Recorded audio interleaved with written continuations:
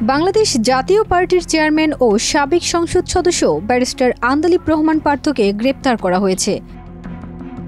গতকাল বুধবার রাত ১টার দিকে রাজধানীর গুলশানের বাসা থেকে গ্রেপ্তার করা হয় বলে গণমাধ্যমকে জানিয়েছেন ঢাকা মহানগর গোয়েন্দা পুলিশের প্রধান হারুনুর রশিদ।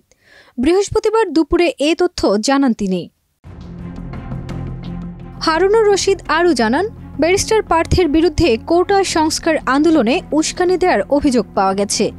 এরই প্রেক্ষিতে তাকে গ্রেপ্তার করা হয়েছে। আজ বৃহস্পতিবার দুপুরে তাকে আদালতে প্রেরণ করা হয়েছে।